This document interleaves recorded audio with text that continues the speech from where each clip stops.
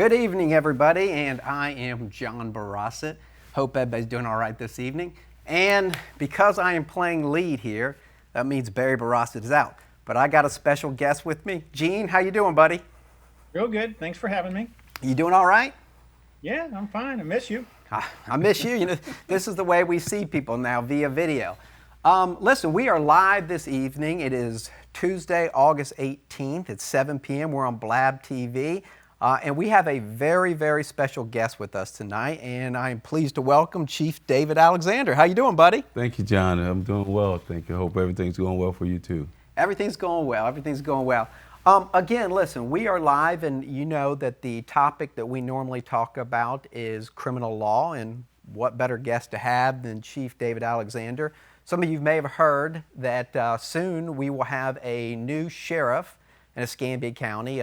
David Morgan, Sheriff Morgan, who I believe was elected in 2008, has decided not to be sheriff anymore. So there will be an election coming up, and I believe, I may get correct on this, but I believe there are two candidates running for that position, for the sheriff position, and we're going to have on Chip Simmons later on, I believe next month.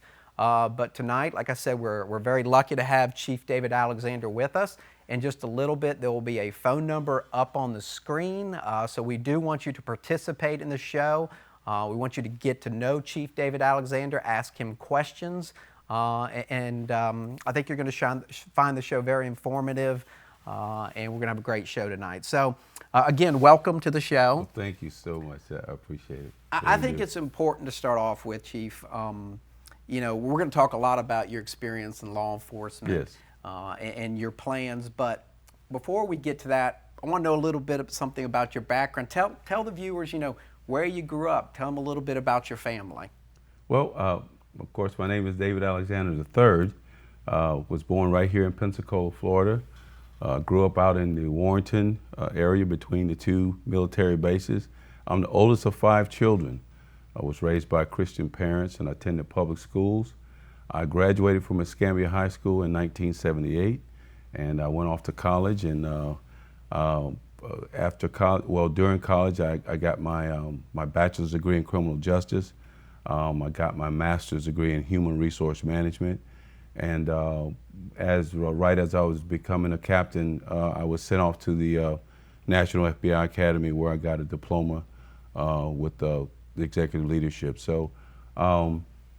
I've been married as of yesterday for 35 years. Congratulations on that. Alquin Maxwell Alexander, and we have 2 adult children. My son is an engineer who attended public schools, and my daughter is now a counselor for the school district, and they both went off to college out of town. So, well, 32 years of law enforcement. So that's a question, you know, and we'll build on this later, but what made you want to go into law enforcement? Were any of your relatives, your parents in law enforcement? What made you decide to venture into that field? Well, over a period of my life, I had some positive impressions left with me as a child. Probably as elementary age, I used to watch law enforcement officers all the time. And of course, growing up, you hear a lot. And I always kind of wanted, because I was the oldest, I was always in a position of a protector. I had to look out for my younger brothers, and I have 1 sister. And of course, a lot of times, being in that position of guardian or protector, you know, it kind of sticks with you. And I've ran into a lot of officers when I was, like I said, in this elementary school age in the neighborhood. I remember Houston Harris, who is now passed away, but he was a young officer that patrolled our neighborhood. And sometimes when officers take the time out to stop and talk to kids in the neighborhood when there isn't a problem, it leaves favorable impression that actually inspires some young kids to want to be like you, to be who you are and what you represented to them then. And law enforcement always represented a protector of the community, especially being a child, protector of children as well. So at 14, I ran into a guy that also has passed away. He was killed after he retired. His name was James Hallman. And he was a motorcycle officer who was assigned to do a funeral detail at a church where I was attending the funeral. and I was about 14 years old, and he introduced himself to me and asked me my name, and he asked me how old I was. I was 14 years old. Well, this is coming out of the 60s into the 70s, and there's still a lot of, racial tensions you're dealing with. There's still a lot of incidents where law enforcement is not really getting along with the African American communities and vice versa. So, you would think that at that point in time, it would be the last thing a young, African American kid would want to do is be interested in law enforcement. But I was always interested. And when he asked me my age, he says, you're going to be old enough to take your test for your learner's permit. He says, have you started studying? I said, no, I haven't. And so he actually went to his, he had one of those tricycle motorcycles, and he got the driver's handbook, and he gave it to me. He says, now I want you to study it. And he even broke it down and showed me how to study it. And years later, at the age of 22, I got hired on with the police department through their cadet program. And one day we were talking, and I said, did they ever call you Jim? And did you ever work traffic? He said, yes. I said, you gave me my driver's hand. He just started laughing. So over the years, I had received a lot of favorable impressions. One of my cousins in Huntington, West Virginia, her husband was a retired Air Force, and he was a police officer for the city of Huntington.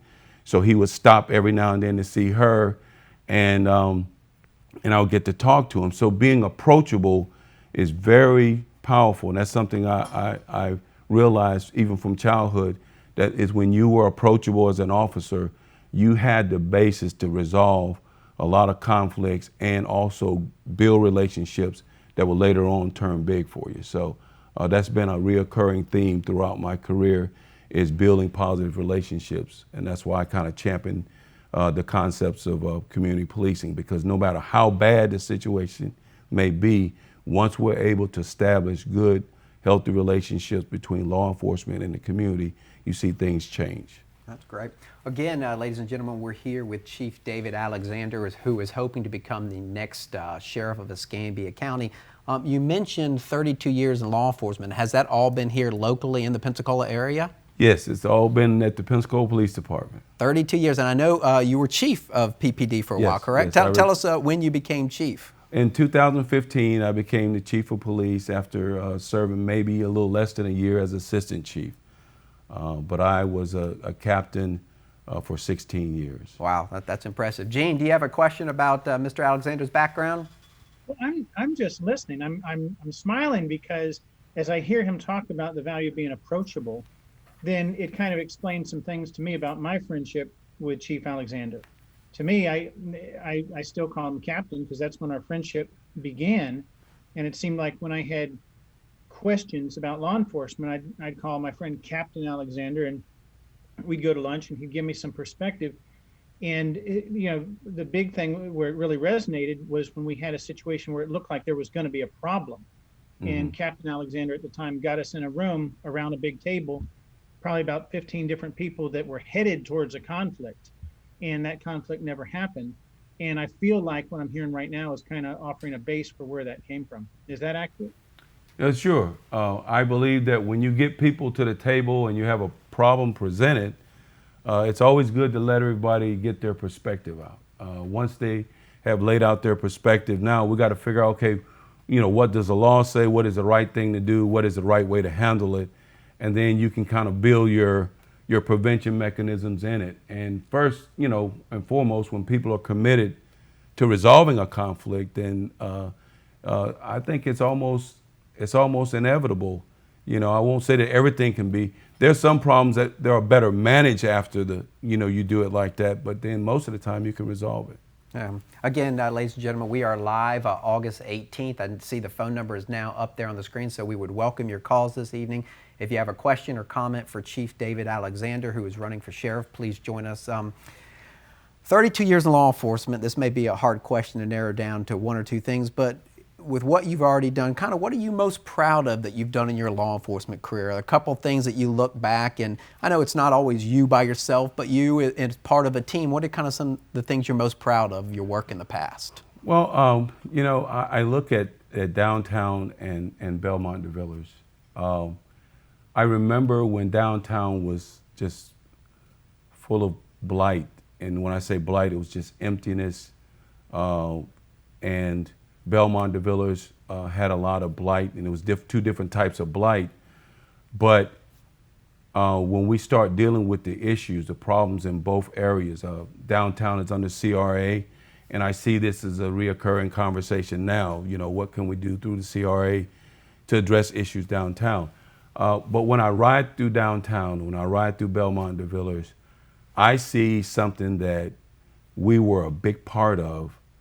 And when you see the cost of the real estate now and the things, the vibrant things that are happening, you know, looking at the SunTrust building and, you know, and I mean, the books aren't closed on the old Barnett Bank or C&P building. So you're looking at all these things. And I remember a time or two when I was younger, and I would hear people talk about buildings and places that no longer exist.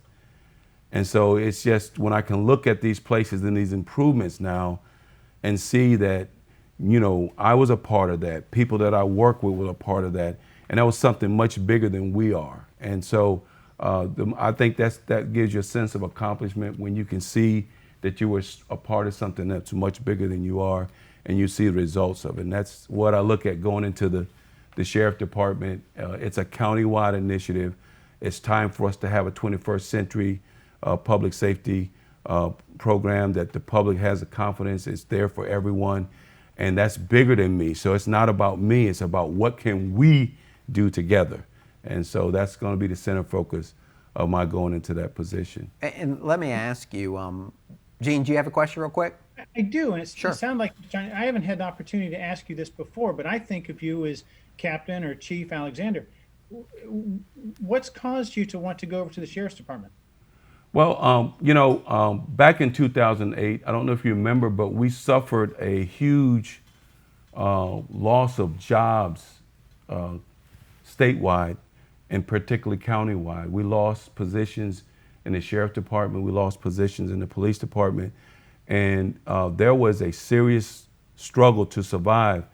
And of course, we were going through the transitions of getting in, you know, going through the charter form of government. There was a lot of discussions and debates about that. So, you know, law enforcement community saw some very hopeless situations unfolding because the idea of the pension was too costly, and so the city wanted out of the pension business. And so now the question was, what's going to happen to the future, not only of law enforcement officers that are there now, but we got to attract and recruit younger officers, and we got to present to them a career that we want them to be dedicated and respectable and honorable officers. So you got to be able to present a benefits package that we're seeing just kind of melt in our hands. And we really had no recoil because there were people speaking for us, but they weren't necessarily speaking with some understanding of how we felt at the time. So that kind of reshaped law enforcement. So I saw suffering from the inside of the agency that I felt was going to be something that the public would end up paying in the long term. So All right. That's how we kind of. I think we have a call. We good to take the call, or we good? All right. Good evening. Welcome to Justice for All. Tim. Can you hear us okay?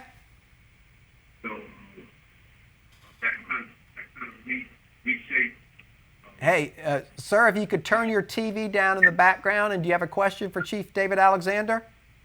Yes. Good evening. Who's the caller? Tim. Hey, good evening. What's your question or comment this evening? Hey, Dave, this is Tim. How's it going, man? Hey, let's talk about how you're going to improve the quality of how the Sheriff Department is getting along with the residents of Pensacola, because they're very bad about black people. Okay. Well, one of the first things I want to do is to, there are a lot of things that are being said that kind of pits community members against law enforcement and pit law enforcement against community members. There's a survey just came out, over 1 million people were surveyed, and it broke down how different ethnic groups saw law enforcement And at the top of the list was African Americans represented 85% of those that were surveyed that wanted better and more police presence and protection in their neighborhoods. So there's a myth out there that African American communities are anti-police. And what you got to do is you got to start dealing with these myths so you can get people to the table to talk to each other. And then neighborhoods, because people are working together, are going to be a lot safer. It doesn't mean that you will be a crime-free, problem-free neighborhood, but it means you'll have the mechanism of what I call a healthy relationship in place that you can deal with those problems.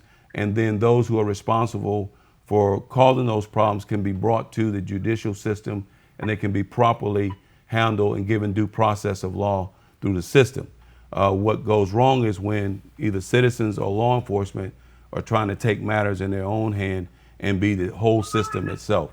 So what I would do, Tim, is I'm going to look for ways to bring the community and law enforcement office together on common ground so that there are more people know and talking to each other rather than people being distant and being against each other when we really need each other to make it through these difficult times that we're in. Law enforcement can't solve all the problems by themselves. And I know a lot of times you hear people say that, but we need eyes and ears out there that's going to help us look at things or look at different situations and also gather data. So it means we have to improve relationships. And that's one of the things I want to do is, number one, improve the relationship between administration and deputies in the sheriff department. And that way we have a unified department, and then we can bring the unity between citizens throughout Escambia County and our sheriff department so that we can get these things addressed. It's critical times, and I don't think we've seen the worst of times that our community is going to face, but I would want to see a unified effort between law enforcement and the community so that we can face these challenges together. Absolutely. Well, Timothy, we appreciate the call this evening. Appreciate you watching the show. Do you have any other questions? Yeah, I got one more. Sure, go ahead. Back, it's been a while, but it used to be a time when the FBI considered the sheriff department the most dangerous, and I got this from the FBI person, that the FBI said to me that he wouldn't put nothing past the sheriff department to frame a black person.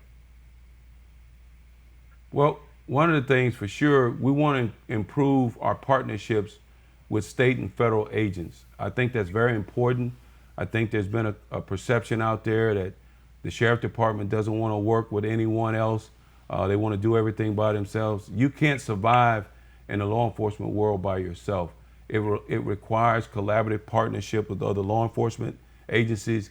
It also requires collaborative partnership with other non-law enforcement agencies as well.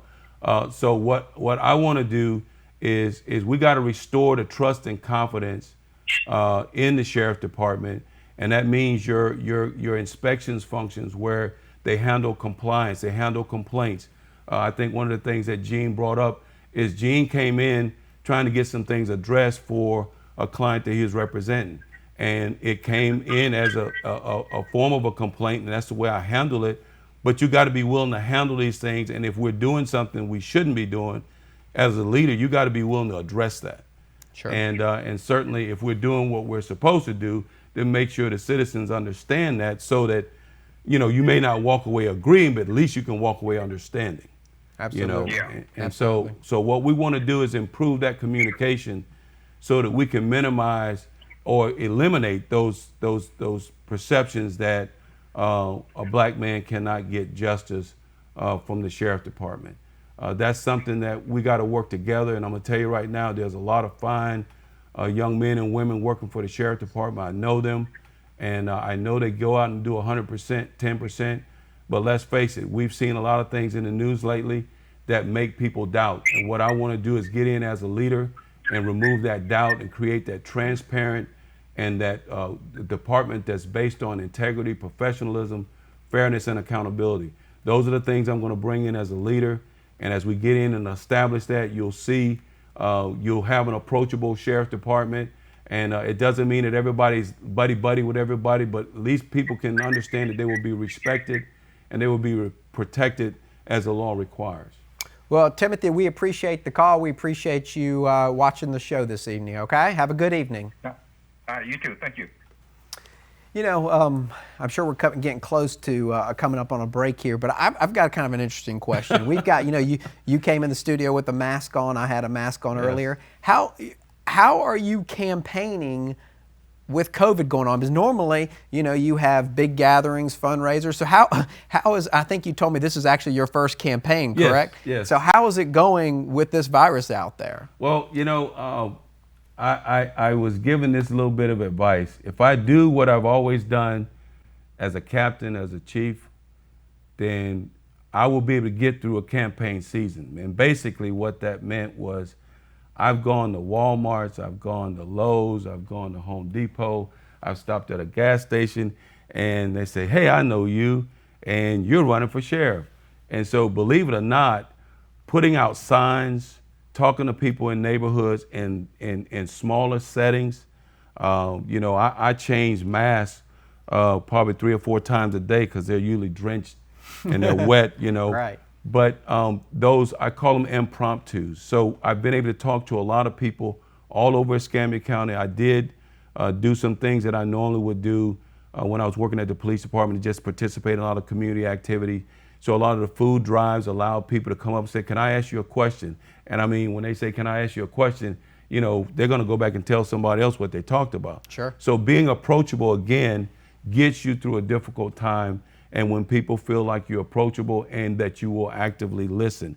You know, one of the worst things to do is to talk to somebody and feel like they just blew you off and didn't care what you had to say. Yeah, absolutely. Well, look, we got to take a short break. Again, we are live this evening with Chief David Alexander, who's running for sheriff. Phone number's up there on the screen. Give us a call. We'll be right back after the short break.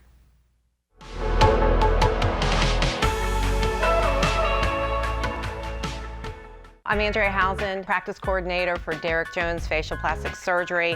Dr. Derek Jones is amazing. He's double board certified, he's skilled, and he's been doing this show with Blab TV for almost 2 decades. If you're looking to grow your business, Blab TV has an amazing reach in this local viewing area. We always hear, we saw you on Blab Television. I'm Andrea Housen with Derek Jones Facial Plastic Surgery, and I am Blab TV. The law firm of Barossett & Keene has provided legal representation for over 40 years. Barry Barossett is board certified by the Florida Bar in criminal law. Laura Keene is board certified by the Florida Bar in Maryland family law. Both trial lawyers understand your case is unique, which is why they provide the personal attention, integrity, and experience that their clients deserve. Each case accepted is a commitment taken very seriously, a commitment to preserving your rights, a commitment to excellence. Barossett & Keene, attorneys at law. I'll never forget the day our landlord called and said, read your lease. No pets allowed. My owner tells him my dog ate the lease, but that didn't work. And now I'm stuck in a shelter. But this pit bull is ready for a new crib. I'm loving, loyal, and play well with others. So don't be intimidated by all my muscles, because the biggest one I have is my heart. That's right, I said it.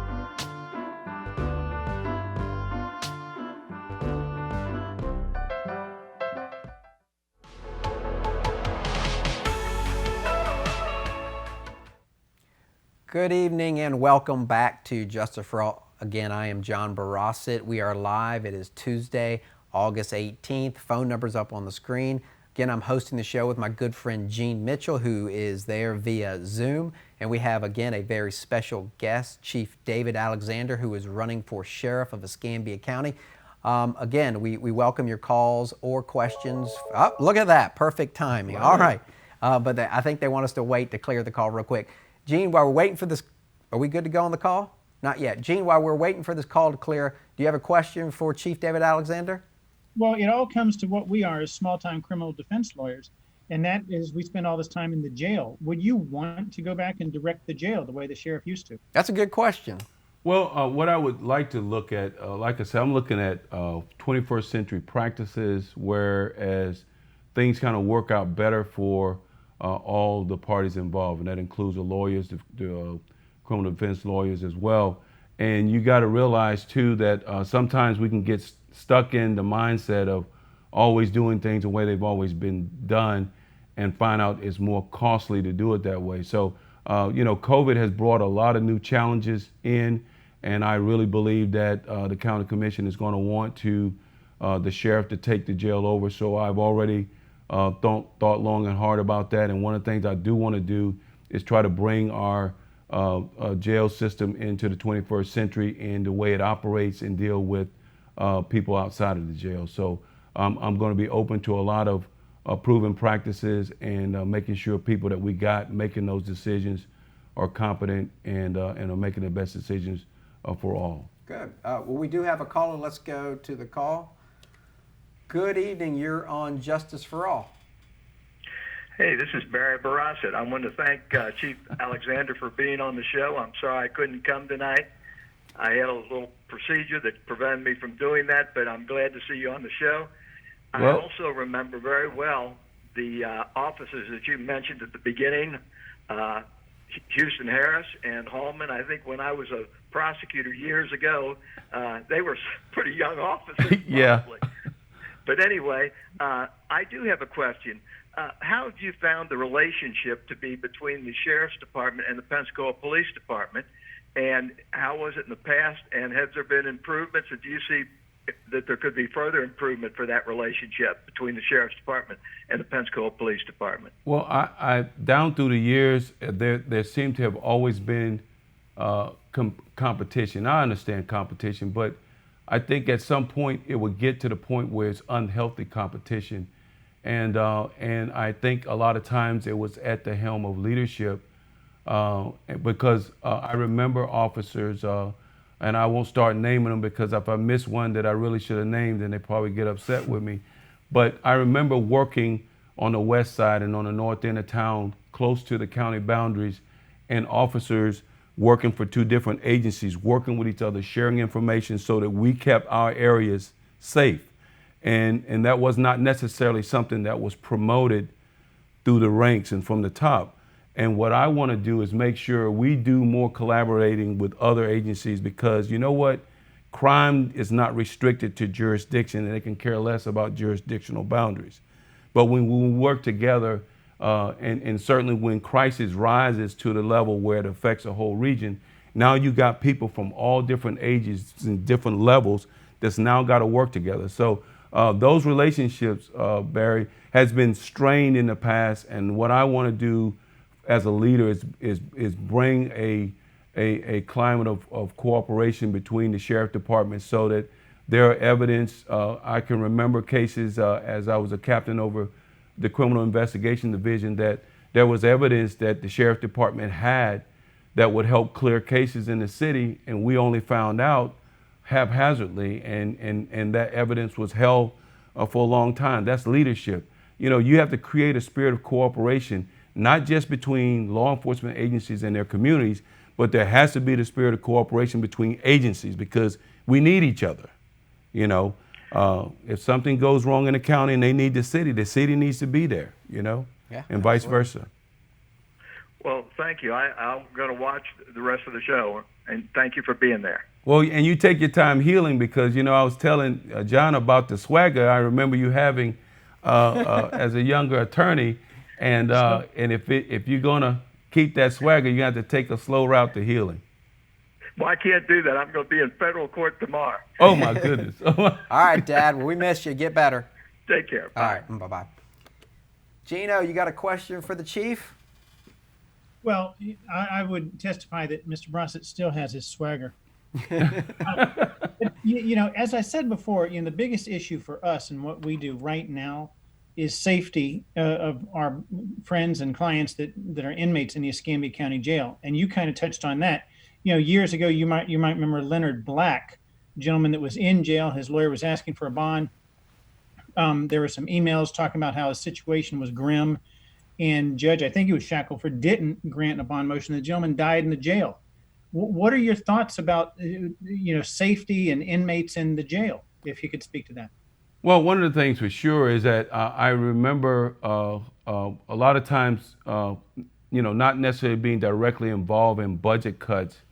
A a lot of times, you know, you wind up having to shrink your organization. And I know that there was a time where there were jail deaths, seemed like every time you turn around. And I believe a lot of that was associated with the fact that they lost certified medical personnel in the jail system.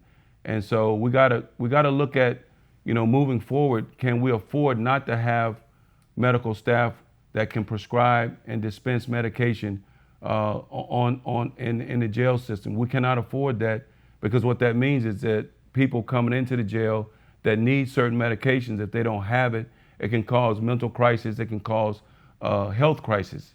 So I'm going to be looking at ways, and like I said, I've actually sat on one of the interview panels when they were looking for a jail director once before, and sometimes it's just a matter of leadership taking a new approach to it and being open to recommendations that will help manage certain risks, such as risk of inmates' health, as well as people, whether it's attorneys or citizens that are visiting inmates.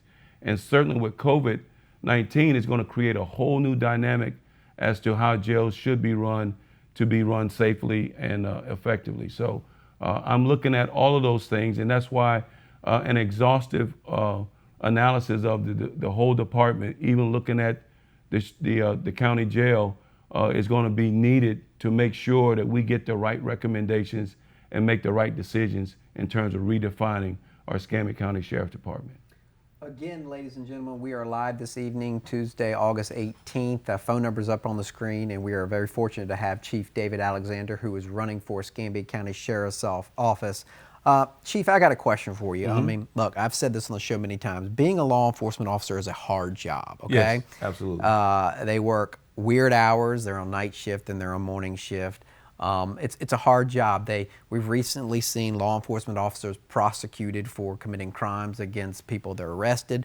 There was a situation in South Florida where an officer didn't act appropriately, they said, in a school shooting situation. He's being prosecuted. So my question is, how do you get good people to want to be law enforcement officers and then come apply at the Escambia County Sheriff's Office? Because it's a tough job. Yes, so how do you right. how do you get those good candidates to come apply here and stay here in Escambia County? Well, one of the things we have to do better is recruit here. I think a lot of times our focus is so on the nationwide draws and getting people to come to Pensacola. That's fine. But even people come to Pensacola and doesn't know Pensacola, like a lot of locals will know Pensacola, it makes policing a neighborhood that you have no connection with a little difficult. You know, I heard the concept, I want you to police my neighborhood like you live in it. So when they say that, that means you need to act like you got to suffer through your decision, the results of your decisions, you know, when you make those decisions. And that's why a lot of times you hear debates about whether there should be a requirement for, you know, deputies to live in their jurisdiction or as opposed into another county. And that's a whole nother issue by itself.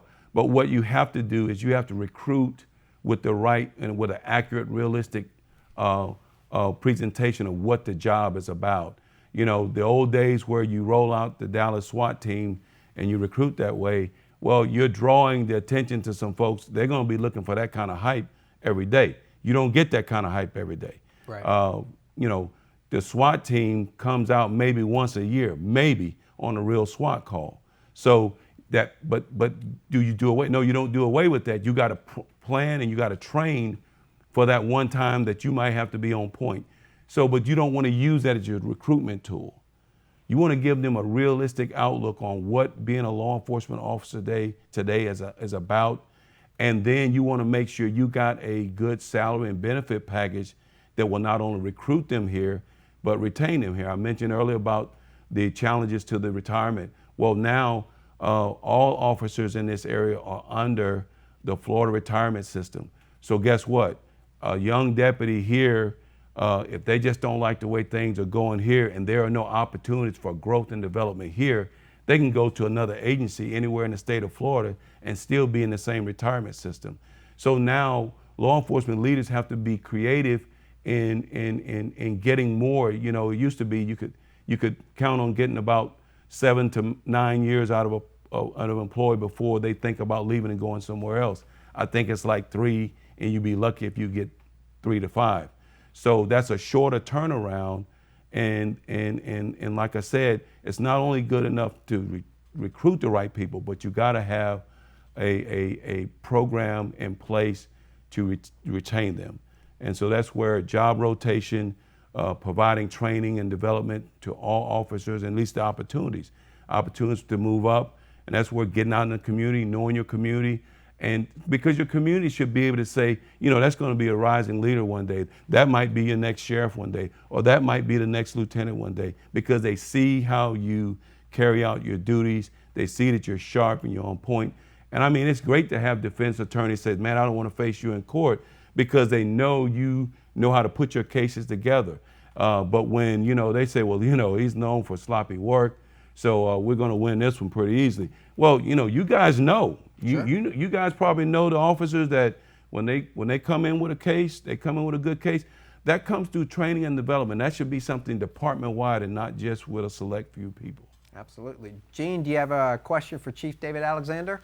Well, I do. I've confessed that I've benefited from your friendship and I've benefited from your work. And now I've learned that one of the things that's important to you is being approachable. And that explains a lot of things about how I've had the relationship with you that I've had. But as you said, it's a small town. Mm-hmm. And as I have a friendship with you, I would offer that not just me, but my family and all of us have known your opponent in this election, Chip Simmons. Mm-hmm. And he works at the Sheriff's Department. Would you talk with us about any policies that the Sheriff's Department has that you might agree with, disagree with, or what might you say to somebody that would say, look, your opponent has been working in the Sheriff's Department for a while. What makes you feel like you have an angle to offer something that isn't already there? Okay. Well, one of the things I can tell you, there have been a lot of community issues come up, and my opponent has responded, well, there's nothing I can do about that. And it's like, wait until I become the sheriff. Well, you're the second in charge. And if you're going to brag about the experience you have in those positions, then it's a fair question for the public to ask, what have you done? So when we look at all the things that have transpired, just say, for instance, the last 5 years, the Sheriff's Department has made the news, that question their integrity in handling evidence, that question their integrity in handling even their complaints against each other in the department, integrity in terms of handling complaints that's coming from the public. So these are issues that will affect your effectiveness in the community, and also it will determine whether the public can trust you with this kind of power. This is not the kind of power you want somebody to say, well, we make mistakes, but we're willing to work through our mistakes. No, how about let's acknowledge some things that are wrong and they need to change, and then champion the change. I find it hard that you can sit number 2 in a position, or even number 1, and tell me there's certain things in your organization that can't change, like the culture. The leadership sets the culture for the organization. And so that's what distinguishes me from my opponent. He's a good guy. He goes out, he works in the circle of people that he works in, but what about the difficult problems? What about when you need to take the leadership role and go say to somebody, hey man, the way you was handled wasn't right, and I'm gonna take steps to make sure that doesn't happen to anybody else. I've had to do that as a leader. And what I'm saying is, it's not something that folks are gonna jump at the opportunity to do, but a good leader, a leader that values his reputation and the reputation of his agency in the community, will go out and make sure that that citizen has given some way of closure to that situation. And that's something we're lacking right now. I won't blame you when things go wrong, but I'm going to work with you to figure out what did go wrong, and I'm going to put my best foot forward to stop it. We got to take a quick break. Again, we are live with Chief David Alexander. The number's up on the screen. We'll be back in a few minutes. We welcome your calls and questions.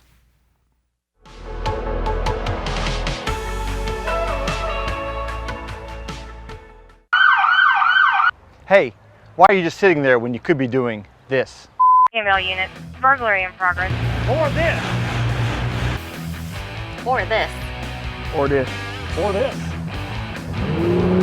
Or this. Or this. Female unit. By joining our team, you can make the difference.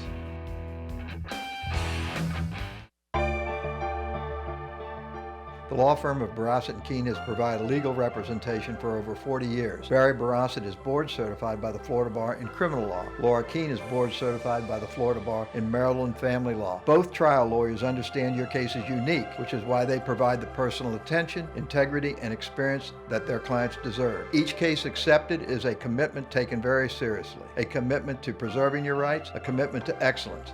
Barossett & Keene, attorneys at law.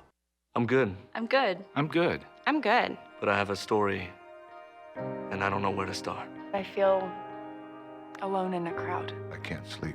I feel overwhelmed. I don't even know who I am anymore. I still have nightmares. I can't live like this anymore. I'm really not so good. But are you ready to listen?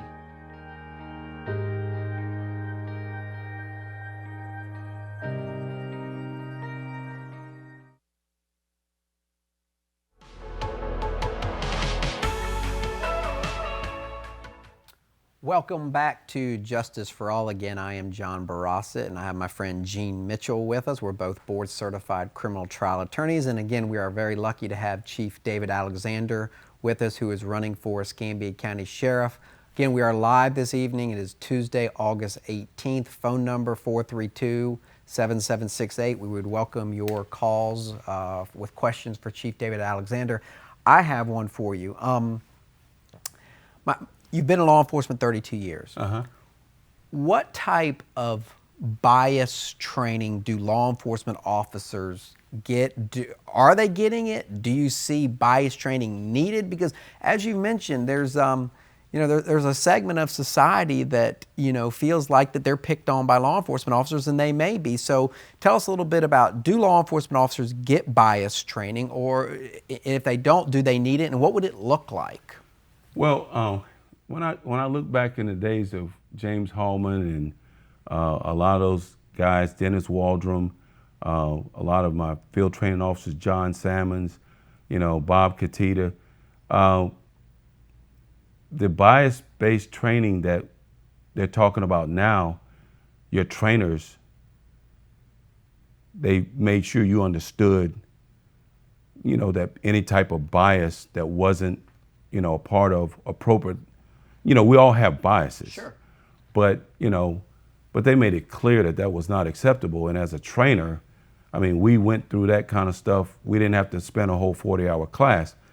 Unfortunately, when things are promoted less, then later on, the need for the training is going to be greater. And what we have done is we've modernized ourselves away from some basic things, such as treating people like you want to be treated. Why do officers have unions? Because they want to make sure that they're treated fair by the administration. So why is there a complaint process at a department?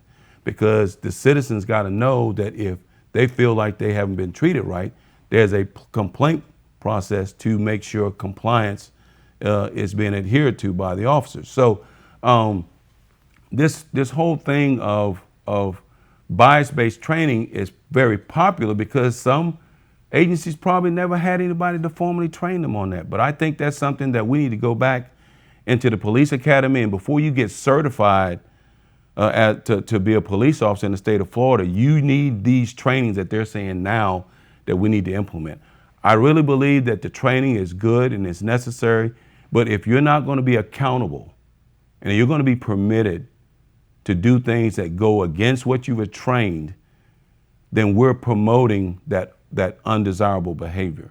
So as a leader, you have to make sure accountability is there, and it has to be among the ranks and files. In other words, we're not going to have policies just sitting there that nobody has to abide by. So I value training.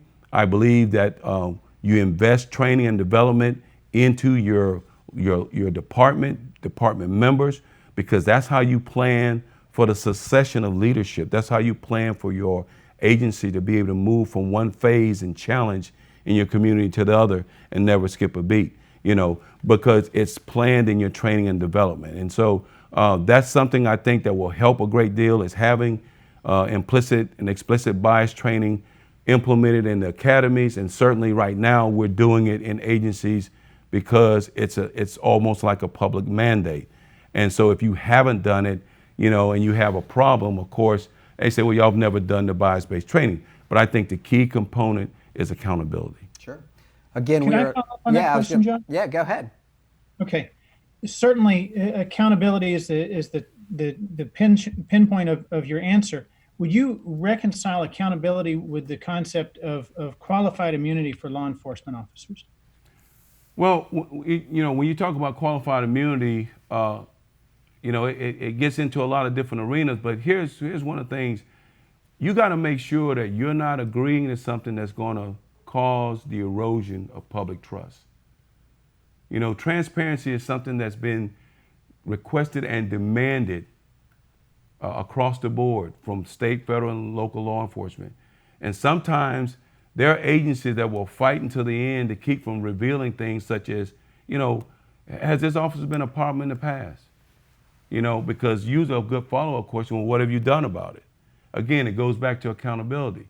So I'm not so quick to want to just say, let's grant qualified immunity to certain areas without really vetting out what is that going to look like in terms of public trust? What is that going to look like in terms of transparency? What is that going to look like in terms of allowing your office the latitude that they need to do their job? I believe that officers should be held accountable for their actions, and I believe that when that's the environment, then you're going to find there's going to be more compliance, and those few occasions that people will choose to do otherwise, if you deal with that correctly, it will definitely be a deterrent. Again, we are live this evening with Chief David Alexander. The phone number is up on the screen. If you have any comments or questions, you'd like to join the show, please give us a call. Chief, after George Floyd's death up in Minnesota, the movement started with, and I was going to ask you, with defund the police. Yes. It's been a movement across the country. Obviously, what does defund the police mean? What do you think about that idea? How do you respond to those people that are out there protesting defund the police? Well, what we've had to do certainly is you got to start dialogue with the people in those protests. And when I say people in the protests, that's here locally. I can't talk to people in other jurisdictions, especially hundreds of miles away, and neither would it be profitable for our community. But what you got to do is start a dialogue. And when you talk about defund police, generally, when you sit down and talk to people, you're going to get different variations of what that really means.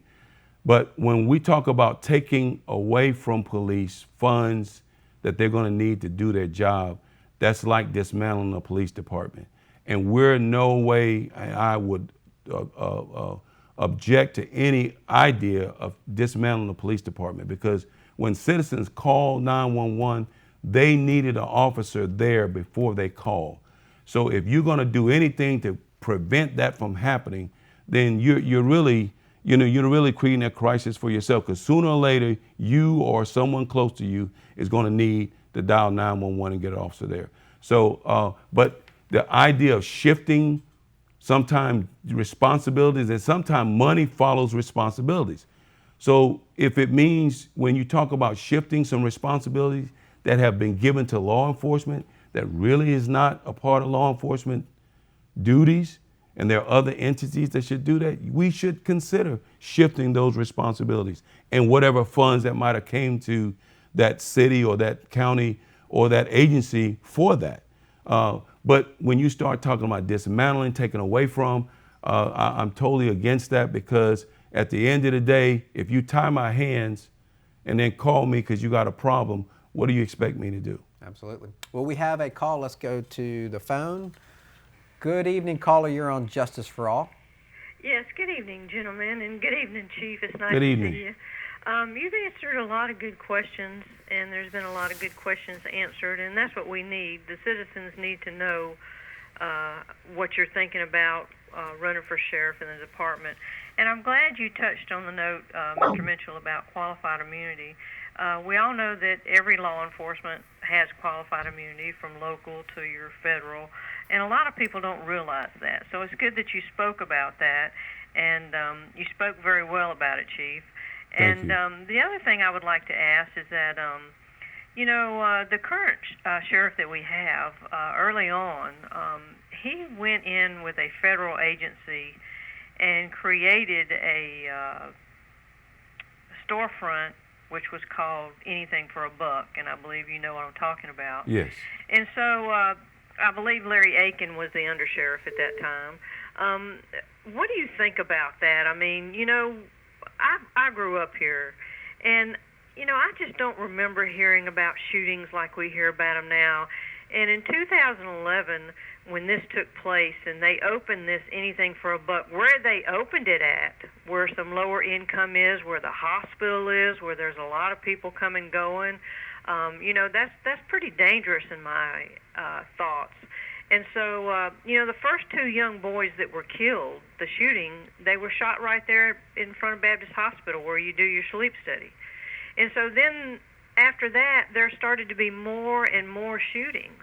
And it all stemmed from that Anything for a Buck. Well, Because I remember. that's my feeling about Okay. it. And I feel like they contributed to it. And then when the sheriff was talking about it on Blab TV, Larry Aiken asked the question, why did we stop Anything for a Buck if it was doing such a good job? He said, because we were aiding and abetting. And I hope that you will not fall into going in with these federal agencies to suit their needs instead of suiting our citizens' needs. And as sheriff, be a strong sheriff and control that department. And that's what I wanted to ask. And you have answered some really good questions, and that's another thing I want to say. And by the way, I miss you in my backyard. I think you know what I'm talking about. Your church. Thank you. Thank you. All right. Yes. Thank you, gentlemen. Yes. And I'm going to hang up on you. I'll hang up and let y'all talk about it. Perfect. Thank you for the call. Well- Do you remember what she was talking Yes. about? Okay. And one of the things is that a lot of times some good initiatives can get a bad rap when we're not being very transparent about the causational factors of a problem. That particular problem, there was a lot of retaliatory shootings that were happening, and one of the things about it is if information is not being shared or you're not in a position to get the information, then that's going to have a lot to do with how other things will be able to help or hurt you. And that's why I said earlier, the better the relationship, I know this works because it's worked time and time again. The better the relationship is between the agency and the community they serve, the better quality information they're going to get because people want to be safe. And there are a lot of people in Escambia County ask me two things: make our neighborhood safe and treat people fair. We've got another caller, so let's go to the phone. Good evening, caller. You're on Justice for All. Caller, you there? Yes. Good evening. You're on Justice for All. What's your question or comment for Chief David Alexander? I'm actually thinking about joining the Pensacola Police Department, and I'm still deciding. And with David with David running for sheriff, how can you talk me into joining the Escambia County Sheriff's Department? So I think well, we appreciate the call, and I'll hang up and let him answer that. So I guess the caller's like, I kind of goes back to, it sounds like, what's the recruiting pitch you're going to give the young people to join, for example, this Escambia County Sheriff's Office? Well, what I'm going to ask you is, do you want to be a part of making your community as safe as it can be?